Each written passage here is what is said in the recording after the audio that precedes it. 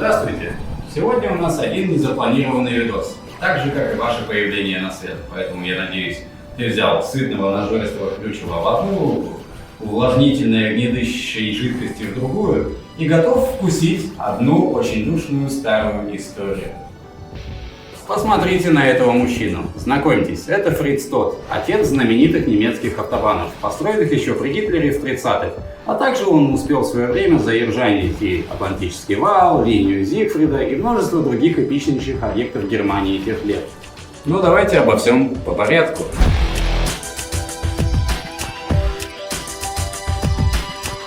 Отвечая на вопрос в заглавии, почему я решил сделать такое видео, я отвечу, что попросту из-за того, что когда-то мы его не выпустили на канале Urban Tourism. В кажущемся из сегодняшнего дня уже далеком сентябре 2017 года мы с МШ отправились в двухмесячный Евротур, примерный маршрут которого у нас был такой, как вы видите на экране. А главными темами для съемок стали заброшенные исторические и военные объекты Третьего Рейха, которые мы объединили в три основные темы. Подземные производства, их история и посещение некоторых остатков, базы подводных лодок и эпичнейший оборонительный Атлантический вал. Те, кто знают меня с тех времен, я думаю, помнят, что этих видосов на основном канале у Андрея так и не вышло. И вот, случайно наткнувшись на одну из фотографий той поездки, поймав очередную волну ностальгии по тем приключениям, я решил рассказать и показать вам хоть что-то по одной из этих тем. Большая часть материала, естественно, была утеряна, так как Андрей, к сожалению, все еще в тюрьме, а весь отснятый материал хранился, конечно же, у него. Поэтому я буду брать какие-то кадры из лайв-видосов той поездки, немного фоток из нашей с ним переписки, также фотографии Игоря Литвийского, который часть маршрута проделал с нами, и какие-то кадры из пока еще доступного интернета. А главный замысел этого видео – рассказать об этих объектах, нежели чем показать лично, так как сейчас это не представляется для меня возможным. Скелетом этой истории будет мой опыт и воспоминания из посещения тех мест и так называемая организация Тотта, которая воздвигала все эти сумрачные сооружения. Ну что ж, давайте приступим.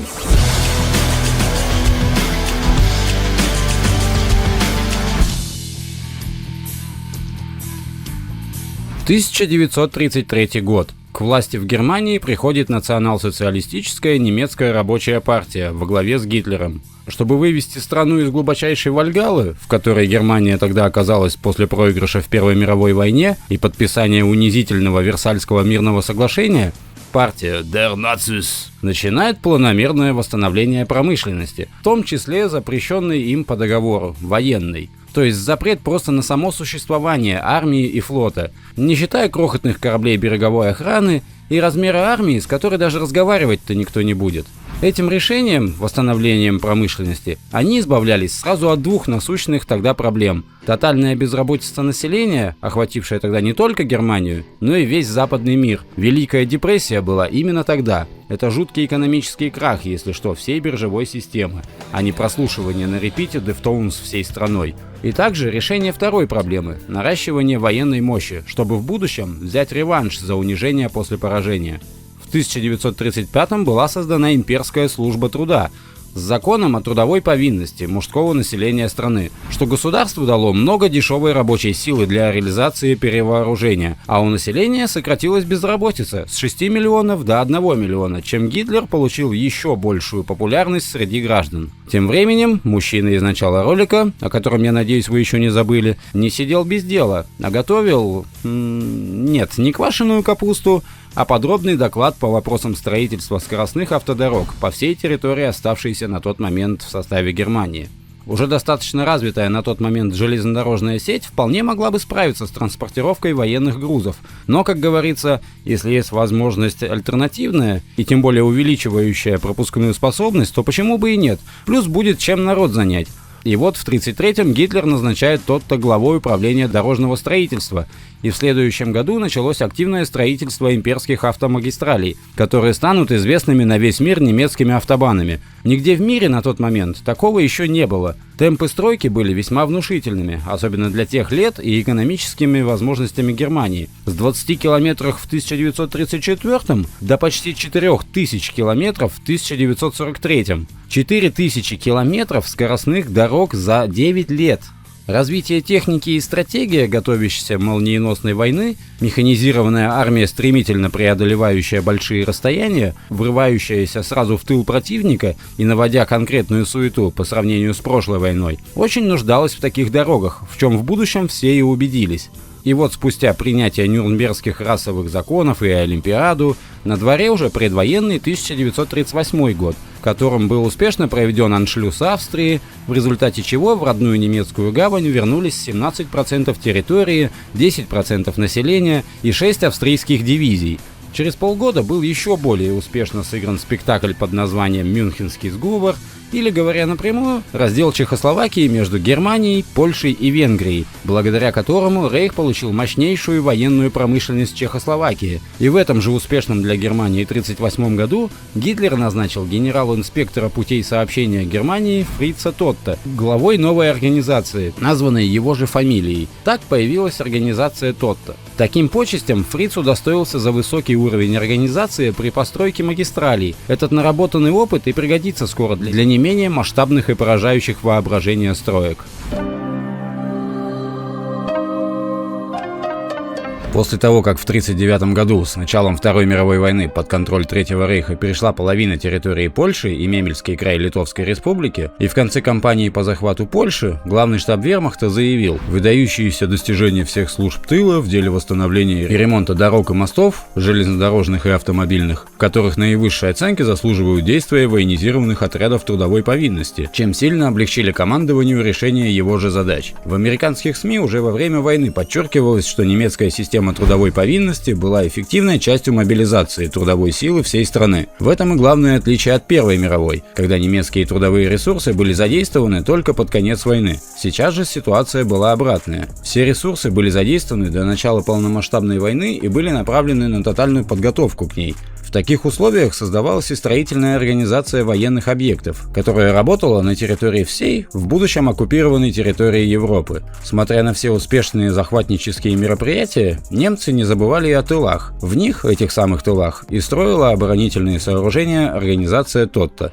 Первой задачей новоиспеченной кампании в рамках военного строительства стало возведение Западного вала, в мировой истории оставшейся с именем линия Зигфрида. Оборонительная полоса на границе с Францией, строившаяся как ответная подстраховка для успешных действий на востоке от французской линии Мажино и внезапного вторжения французов в будущей войне. Так вот, линия Зигфрида — это 630 километров с севера на юг вдоль границы, глубиной от 30 до 100 метров, состоящая из 16 тысяч фортификационных сооружений, возводившаяся с 36 по 40 год, когда надобность при захвате Франции в ней уже попросту отпала. До конца построена она так и не была, а уже установленное оборудование и элементы быта были сняты и вывезены. Сыграл Западный вал свою роль только в 1944 году, когда после высадки союзников в Нормандии Гитлер поручил восстановить и усилить обороноспособность укреплений. На эти работы были брошены 20 тысяч человек из имперской трудовой службы и узников лагерей. Проведению этих работ активно мешала господствующая тогда авиация британцев. В зимнюю кампанию 1944-1945 годов союзники преодолели Западную стену, и им открылась дорога на Берлин. Простите, как проехать на Берлин? Где их уже ждали бойцы Красной армии. Но это мы забежали слишком вперед, был у организации и переходный период. 8 лютого 1942-го, вылетая из Ростенбурга, современный Кетцен или Кеншин, если удобно, что находится в свежезахваченной тогда Восточной Польше, после посещения бункера Вольфшанце, который тогда был главной ставкой Гитлера, в этом своем волчьем логове он провел немало щекотливых нервочасов, пока длилась кампания на Восточном фронте. Фриц когда-то для Гитлера это убежище и построил. Собственно, тогда, в 1942-м, он так и не долетел до Берлина, а погиб в авиакатастрофе.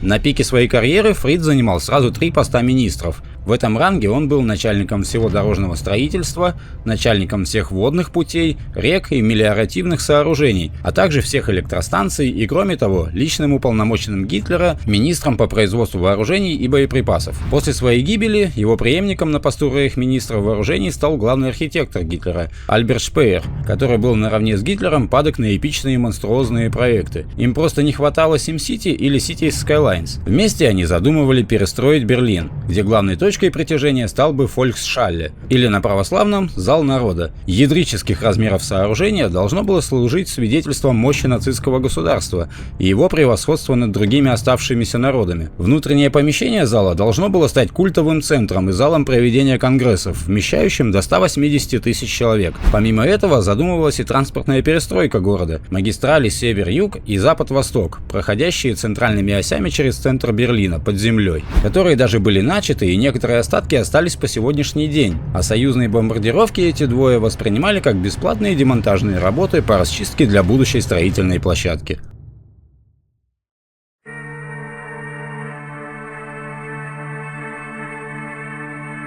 Давайте сразу условимся, что ни я, ни вы не будем разгонять бред в комментариях по типу базы для подводных лодок в Новой Швабии, или потерянного поезда с золота нацистам, или любым другим туристическим опусом по типу подземных тоннелей между Берлином и любой другой деревней, в которой у вас живет бабуля. Наиболее интересные объекты, которые успели построить фанатичные ребята из партии, или которые только начали строить, но так и не завершили, будут сейчас мною перечислены и вкратце описаны. Про линию Зигфрида я уже рассказал ранее. После оккупации Франции граница сместилась к побережью Атлантического океана. А это у нас значит что? Правильно, что надо построить оборону по всему побережью Атлантики.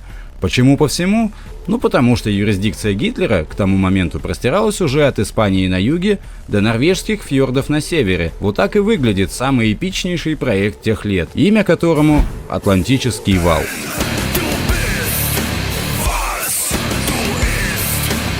Бескрайняя непроходимая стена из стали и бетона. Таким его видели или хотели видеть немецкие пропагандисты, и таким его показывали по ТВ и в газетах. А граждане действительно в это верили, что Рейх неприступен с моря, но на деле это оказалось ложью таких же масштабов, как и сам проект. В реальности Атлантический вал выглядел как периодически встречающиеся бункеры с артиллерийскими орудиями в них, с помощью которых предполагалось простреливать всю береговую линию для предотвращения высадки десанта. Приехавший на линию в январе 44-го с инспекцией объекта Эрвин Роммель был, скажем так, крайне удивлен, каким тотальным враньем оказался на самом деле оборонительный рубеж.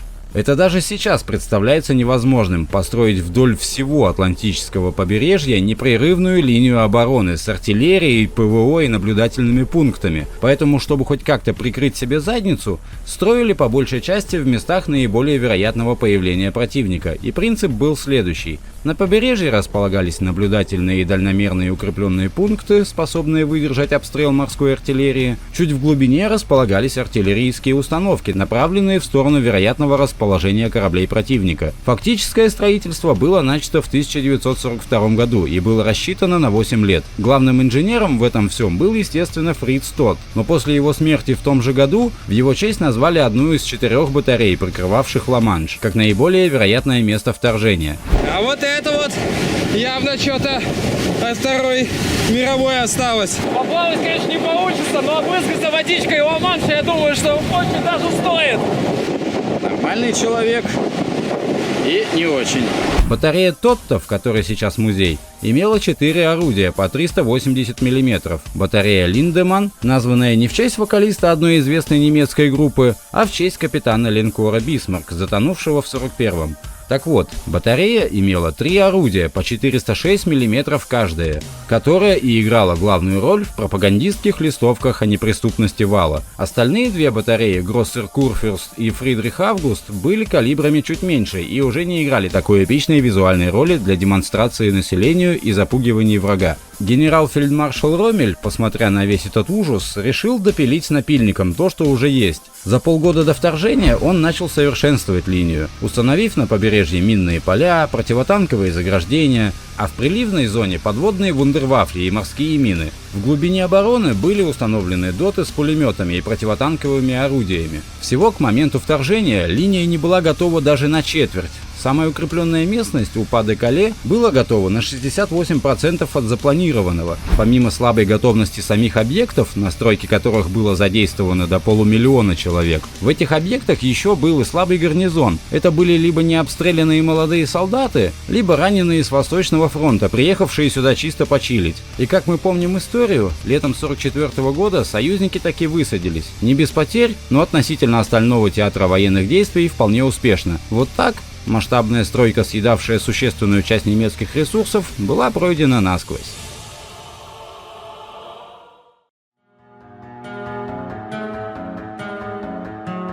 В небольшом немецком городке Бремен, откуда пришли знаменитые музыканты,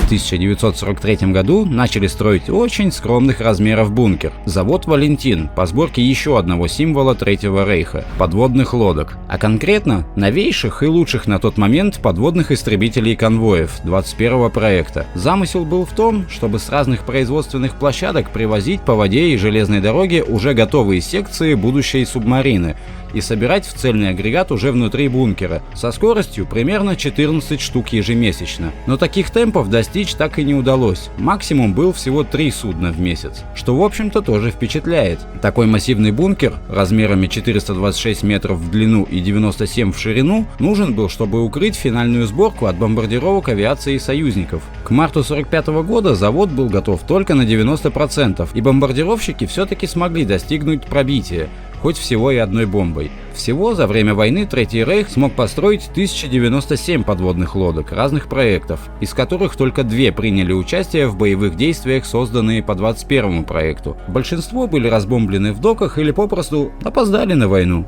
Так вот, для всех этих подводных монстров на побережье Атлантики воздвигали исполинские защищенные от авианалета базы. На территории Германии, в городе Гельголанд, это база Нордзее-3, бункеры-заводы Валентин и Хорнис в Бремене были недостроены, Эльбе-2 и Финк-2 в Гамбурге, действовавшие всю войну в качестве ремонтных и строительных площадок, бункеры Киллиан и Конрад в городе Киль и эпичнейшие океанские базы во Франции, находящиеся в портовых городах Бордо, Брест, Лорьян, Сен-Назер и Ля-Рошель. Ну и на десерт были построены еще 2 базы в Норвегии, в городах Берген и Тронхейм. Кстати, бункер Дора-1, который в Тронхейме, изначально хотели взорвать, но побоялись из-за массовой жилой застройки рядом с бункером, поэтому приспособили его под стоянку обычных гражданских судов и под государственные и частные архивы, откуда также выступали волчьи стаи на охоту за конвоями Ленд-Лиза. Просто посмотрите на эти невероятных размеров здания и представьте, каково было их строить помимо остальных объектов, и самое главное, что же с ними стало после войны.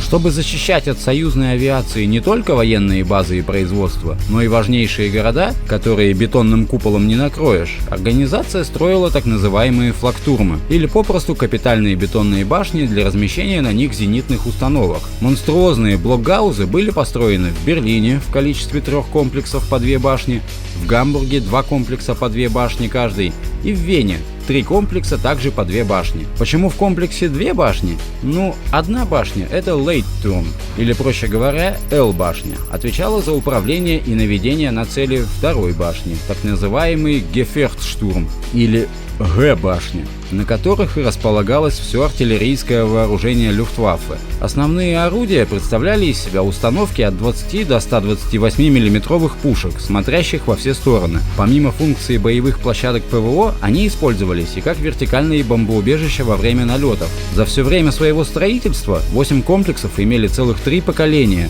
так как со временем строительства они постоянно модернизировались и всячески улучшались. Самые узнаваемые сейчас башни — это комплексы 3-го поколения, сохранившиеся и находящиеся в парке Аugартен в Вене. И как ни странно, обе венских башни сейчас никак не используются, в отличие, например, от тех же венских в Штифтсказерне. Боевая башня используется австрийской армией, а из Л-башни сделали аквариум. А на фасаде замутили скалодром.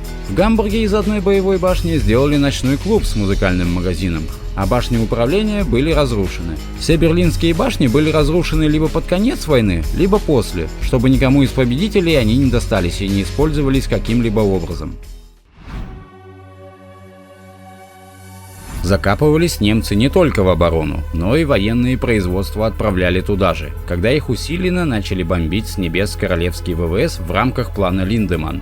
Основная доктрина войны современной, к которой пришли во время Второй мировой, это не втупую уничтожить вооруженные силы противника, а лишить противника военного производства и промышленности в целом, чем и занимались британские и американские бомбардировщики особенно усиленно, начиная с 1942 года. Тогда немцы и начали закапывать под землю все, что только можно было, правда, кроме Гитлера. Как затащить под землю завод, который на поверхности занимает место столько же, как бодипозитивные соседи в самолете, а тебе досталось место между ними. Немцы решили вопрос так. Берем уже существующие выработки, например, соляные шахты или известняковые рудники, ставим рядом концлагерь, сгоняем туда узников, и они-то и сделают из узких штолен рудника просторные подземные коридоры, в которых после окончания подземных работ они же будут собирать двигатели, ракеты, снаряды и прочее, в чем тогда нуждался вермахт. Особым интересом были заводы с индексом Б. Про один из них, Б5 Рихард, мы с Андреем и снимали видео, предприняв аж целых 3 попытки. Но видео, к сожалению, так и не вышло. На своих стримах я вам уже рассказывал cool story о том, как в одной из 3 частей завода мы уткнулись в чешское хранилище радиоактивных отходов. Сорвавши случайно объемный датчик и послушав качественную сирену, мы оттуда, естественно, вынуждены были удалиться. А в 2 последующих попытки по инициативе МШ Анфлёровские катиши ничем не отличаются от питерских. мы там установили видеонаблюдение за дверями хранилища. Прям там, внутри, под землей. Предполагалось, что мы все сделаем так же, сорвем сигнализацию и убежим в соседнюю выработку наблюдать, придет ли кто-то или нет. В итоге никто к нам так и не пришел. Ну и в хранилище мы так и не попали. Если вдруг кто бывал в Сианах, вот представьте себе примерно то же самое, только в Чехии, размером в несколько раз больше и с постоянным обрушением потолка, в одной из которых, протягивая кабель для видеонаблюдения, рядом со мной упал камушек, который вполне мог бы мне моментально облегчить жизнь.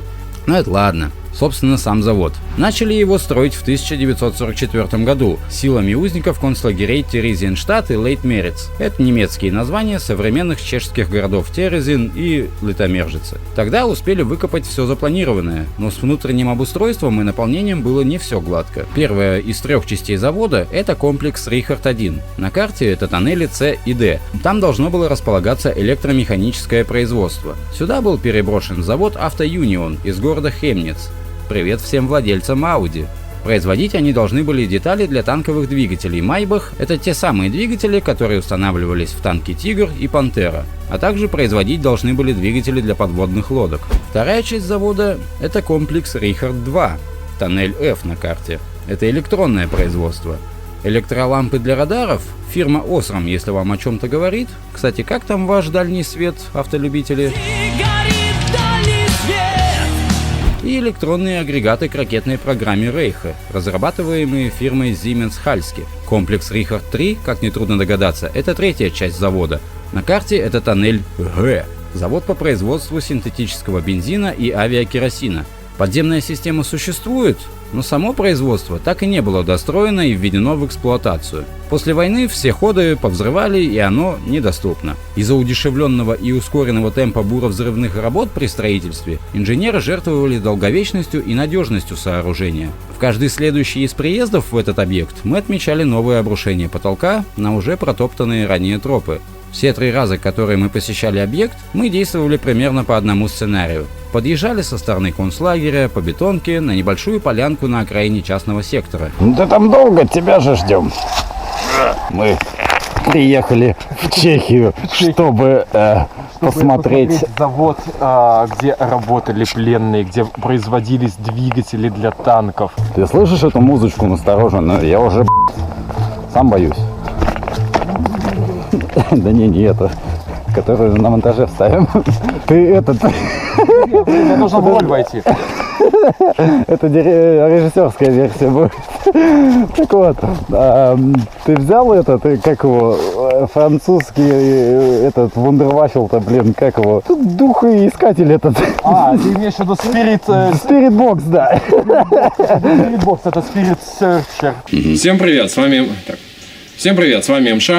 Мы находимся... Давай еще раз. А чё? Да перед объективом какая-то параша пролетела. Далее по заросшей дороге двигались к штольне С и Д, и там залезали внутрь объекта. Наши поиски других входов на объект не увенчались успехом. Не видно в зарослях было даже теоретически их мест. Зато встречали кабанов, изрядно хрюкающих в нашу сторону. А изнутри все предполагаемые выходы были завалены. Затея с проникновением через вентшахту, опрокинув ее бетонную крышу и спустившись с помощью альпснаряги, хоть и готовилась нами и почти была исполнена, была в последний момент отменена, так как мы нашли подход снизу и не хотелось наводить лишнего шума в угоду затеи с видеонаблюдением. Со слов Андрея, последнее его посещение в 2019 году было печальным, так как властями был запилен всегда открытый до этого лаз. А сейчас на входе уже сияют те самые коричневые музейные таблички.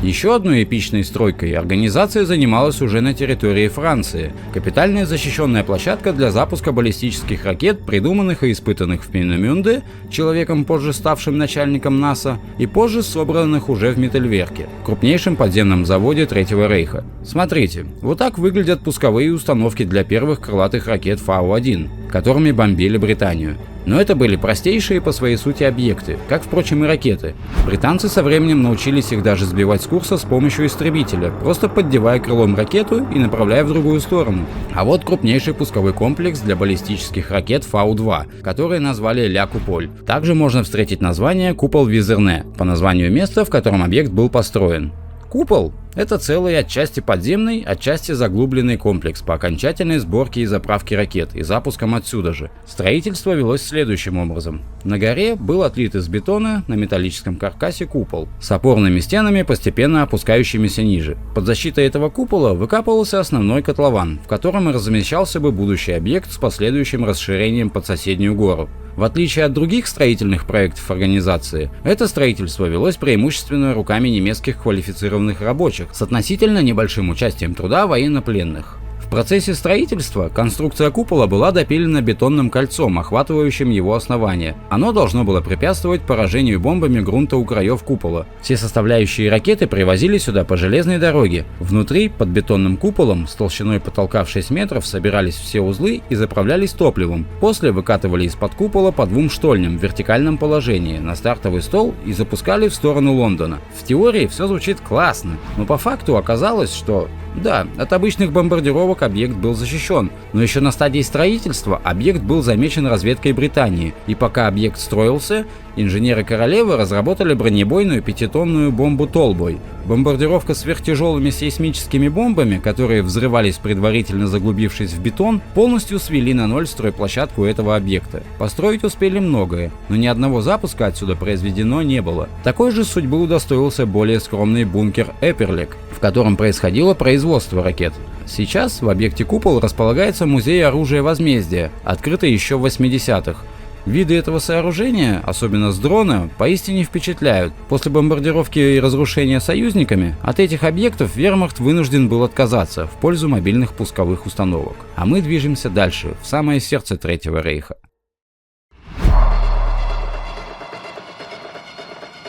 Вам о чем-нибудь говорит название Майбах?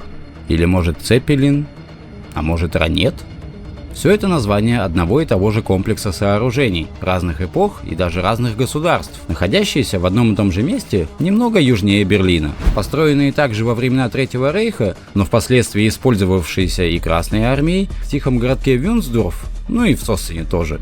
Привет, кстати, всем ЗГВшникам. Накопали тут целых 3 бункерных комплекса, 19 бомбоубежищ системы Винкеля, а позже еще и советы добавили от себя бункеров. В 30-е Вюнсдорф становится из неприметного городка центром всей системы вермахта. Тут размещается Верховное главнокомандование вермахта и командование сухопутных сил. Для них строят бункерные комплексы Майбах-1, состоящие из 12 бетонных, назовем это, деревенских домиков, соединенные между собой подземными паттернами. Для маскировки они были выкрашены под обычные сельские дома. Благодаря этому за все время войны с 1939 по 1945 годы объект остался невредимым, ведь опознать его ни с воздуха, ни со стороны было невозможно. Также был построен брат-близнец Майбах-2 с той же функцией, но с одним отличием: домиков было не 12, а 11. Главной же изюминкой этого места стал объект Цепелин, соединенный подземным ходом с первым Майбахом. Представьте себе пятиэтажку с чердаком, только построенную вниз, под землю. Только вместо квартир там будут помещения для связистов вермахта, а вместо чердака – подвал с неисчислимым количеством кабелей. Именно тут, в Цосане, и принимались решения и теоретическая подготовка осенью 1940 года к вторжению в Советский Союз. Сюда же приезжали и лидеры стран Восточной Европы, составляя договоры о совместных военных действиях против СССР. Договорились тогда на середину мая 41-го, но так как с Югославией договориться не получилось, вторглись сначала туда. И вторжение в Союз было перенесено на месяц позже, июнь 41-го. Тогда, в 17 году, была очень популярная игра в ловлю покемонов. И вот мы, приехавшие к месту залаза, уже собравшись перелезать через забор, видим, как в нашу сторону направляются два тела, уткнувшись в телефоны. Оказалось, что они искали какого-то очень редкого покемона и нашли его прямо на залазе. Сейчас в объекте Цепелин находится музей, правда частный, в который мы не совсем легально умудрились сходить и отснять ролик, который также не был выпущен Андреем. Объект интересный и с точки зрения строительства и истории, и в том числе для любителей бомбарей, которым лишь бы советское и под землей. А тут это все есть, ведь после окончания войны, по договору с союзниками, бункеры Майбах-1 и 2 были взорваны, а вот Цепелин решили втайне оставить для своих нужд. И вот Цепелин уже стал называться Ранет, служивший также узлом связи. Впоследствии тут построили еще несколько объектов, крупнейший из которых УК-20. Но мы еще не затрагивали один из самых таинственных и грандиозных объектов.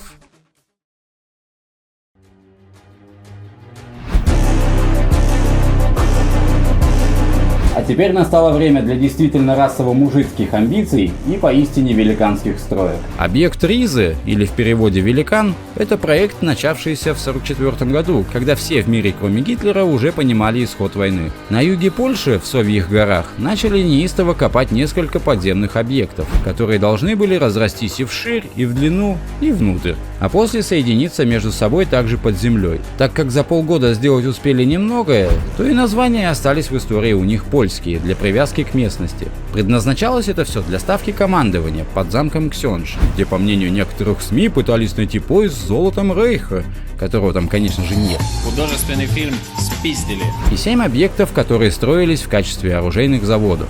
Такой масштабный проект достроен, естественно, не был, а некоторые из объектов сейчас являются музеями. Помимо этого, строилось еще бомбоубежище от налетов авиации в деревне Глушица, в которую также были эвакуированы фабрики Круппа, а под замком Ксёндж планировалось располагать штаб-квартиры, а не производственные площадки. Приехав в 17 году в один из таких, вот с такой мандулой на въезде, которую те же СМИ выдавали как место для посадки экспериментальных летающих тарелок, что тоже, конечно же, является абсурднейшим пиздежом, в чем нас лишний раз заверил и сам управляющий музея, но отказавшийся сказать это на камеру. С его слов, байки про летающую тарелку выдавались и раскручивались, как и с золотом, специально, чтобы привлечь туристов, а значит и деньги в эту польскую глушь. На самом деле, эта бетонная конструкция является ничем иным, как опорой для большого бака для водонапорной. Ну, можно сказать, водонапорная башня, проще говоря. А на этом мы перейдем к последней главе моего спича.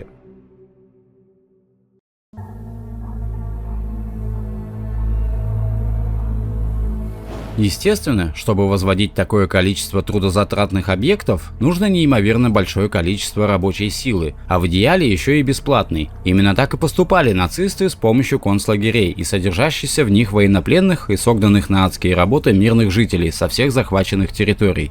Не поддающаяся исчислению и подсчету сеть концентрационных лагерей на оккупированных Третьим Рейхом территориях поставляли не только тела в печи, но и бесплатную рабочую силу практически на все объекты и организации. Какой объект рандомно не возьми, обязательно там будет рядом лагерь, либо железнодорожная линия, по которой их сюда доставляли. Самым большим поставщиком рабочей силы был Бухенвальд, но это не один конкретный лагерь в каком-то одном месте, а сеть лагерей под одним названием, головным из которых был Бухенвальд.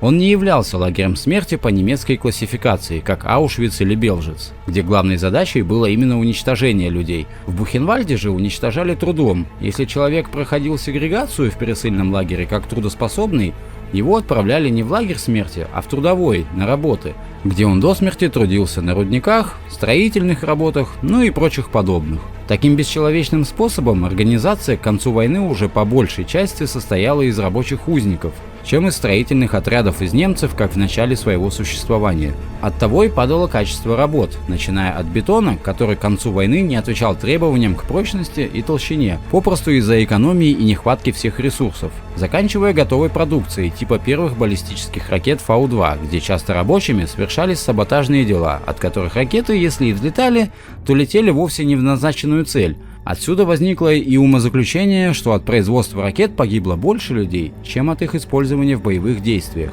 Вернемся к заводу Mittelwerk. Как видим на схеме, прямо возле него, скрытого ото всех под толщей горы Конштайн, находится и концлагерь Дора Миттельбау, созданный сначала для тех, кто этот самый завод строил, а после и для тех, кто тут пытался выжить во время работы завода. А теперь рассмотрим чуть более внимательно схему, которую я вам нарисовал. Как видим, завод представлял из себя два основных тоннеля, А и Б, между которыми были сделаны соединения, в которых и располагались производственные помещения. Но таким образом, это подземелье не стало бы самым большим заводом, верно? Поэтому немцы копали дальше. Сейчас на схеме появились выработки, которые были пройдены, но не обустроены. То есть это просто выкопанные объемы и все. А вот так выглядит весь план завода, если бы было выкопано и обустроено все, что было запланировано для секретного производства оружия возмездия. На большинстве карт этот завод фигурирует под несколькими названиями и индексами, самые распространенные из которых это, собственно, Mittelwerk, что означает средний завод, Nordwerk, что логично означает северный завод, а также Nordhausen по расположенному неподалеку городку и Mittelbau-Dora по названию концлагеря. Я предполагаю, что несколько названий связаны с тем, что в нем располагались сразу несколько разных компаний, и у каждой был свой сектор завода, отсюда и путаница с названиями и их количеством. Но так или иначе, весь комплекс всех производств был завязан на производстве всех частей ракет Фау-2 и летающих бомб Фау-1. На этом моменте мы эту главу оставляем позади и посмотрим, что со всеми этими заведениями стало на день сегодняшний.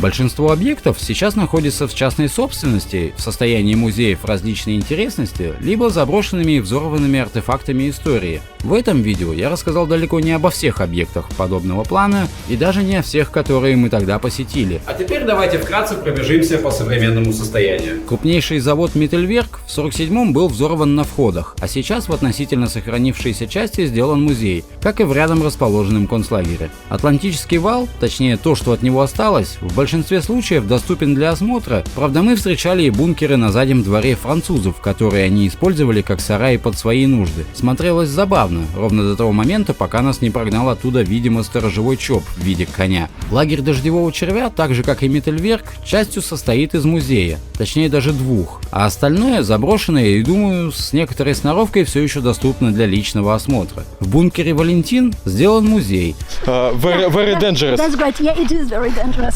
Достижение разблокировано. Нас выгнали из бесплатного музея. Базы подводных лодок, тут судьба у всех разная. Какие-то использовались по своему прямому назначению, но уже флотом другого государства, ну или коммерческими фирмами. А большинство были взорваны для расчистки места для порта, либо попросту как испытательный стенд для новых видов оружия. Объект Ля Куполь, как и бункеры Перлек, как я уже говорил, сейчас работает тоже как музей. Но если в купол Визерне мы ходили легально, по билету, с подробным осмотром всего, то с Перлеком получилось чуть иначе. Стоит отдать французам должное. Хоть они музей качественно запилили, заперли, мы таки нашли щель, в которую успешно и проникли. Но пройдя буквально метров 50 или чуть более, сработала сигнализация, и вот тут в торопях мы начали перелезать ворота обратно, наружу. Тут-то я и осознал всю сущность этого объекта. Музеем мы себя лишь раздразнили, а вот боль в яичках я ощутил тогда знатную при вылазе. Несколько бывших объектов Рейха используются уже нынешней немецкой армией, либо для производства боеприпасов, либо как хранилище топлива или тех же боеприпасов. Мы встречали и объект, из которого сделали пивной завод, австрийская фабрика ЦИПФ.